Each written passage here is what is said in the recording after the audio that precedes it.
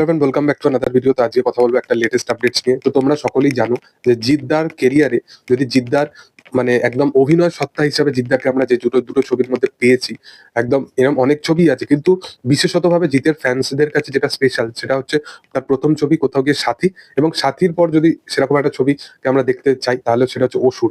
অসুর তার ফটে বা তার জনারের থেকে একদমই একটা অন্যরকম একটা ছবি ছিল, এবং পাভেল যেভাবে জিতকে প্রেজেন্ট করেছিল সেরকম ভাবে কিন্তু অন্যান্য পরিচালকরা সেইভাবে কিন্তু এখনো পর্যন্ত জিদ্দাকে সেইভাবে কিন্তু প্রেজেন্ট করেন। তো সেই কারণবশত কোথাও গিয়ে আমার মনে হয় যে জিৎ পাভেলের জুটি কিন্তু আরেকবার আসা উচিত।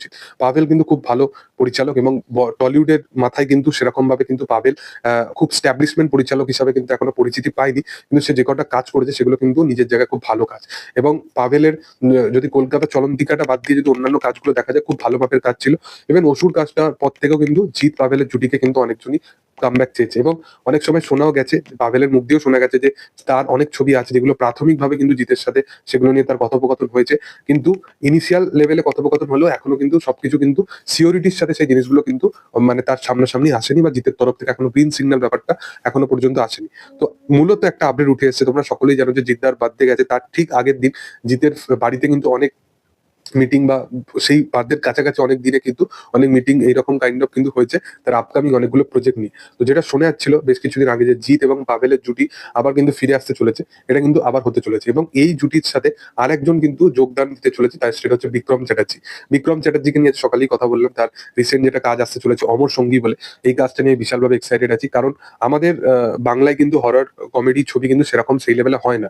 তো সেই রকম জনারের ছবি, এবং বিক্রম চ্যাটার্জি খুব ভালো ভালো কাজের সাথে বিশেষতভাবে সে অ্যাসোসিয়েট হচ্ছে, এবং মনে হয় যে এই কাজটাতেও তার একটা খুব গুরুত্বপূর্ণ চরিত্র থাকতে চলেছে, এবং জিৎ এবং বিক্রম একসাথে, এবং সেটাকে পরিচালনা করবে পাভেলের মতো পরিচালক। তো বোঝা যাচ্ছে যে এটা খুব ভালো একটা কাজ। এবং রিসেন্ট টাইমে আমি আরেকটা আপডেটও দিয়েছিলাম যে বিক্রম চ্যাটার্জির সাথে পাভেলের যে ছবিটা আসার কথা সেটা কিন্তু খুব মানে প্রাথমিক লেভেলে কথোপকথন কিন্তু শুরু হয়ে গেছে, এবং সেই চরিত্রটা মানে কোথাও গিয়ে একটা ডিটেকটিভ বা একটা পুলিশ অফিসারের চরিত্রতে আমরা তাকে দেখতে পেতে পারি।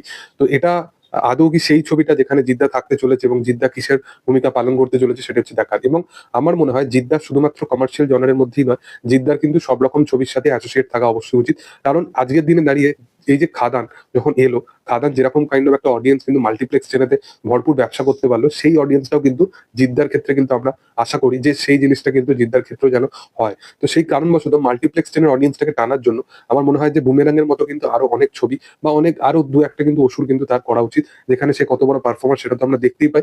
এবং তারও যেটা আপকামিং কমার্শিয়াল যেটা বিগ বাজেটে আসে, সেটা শুধুমাত্র একটা ইনিশিয়াল লেভেলে শুধুমাত্র পারফরমেন্স না করে সেটা আরো যেন বড় লেভেলে এক্সপ্যান্ড হয়। যাই হোক, তোমাদের কি বক্তব্য এই বিষয়বস্তু নিয়ে অবশ্যই কমেন্ট সেকশনে জানাতে পারো। ভিডিও যদি ভালো লেগে থাকে লাইক শেয়ার সাবস্ক্রাইব করে দিও। Thank you all, by.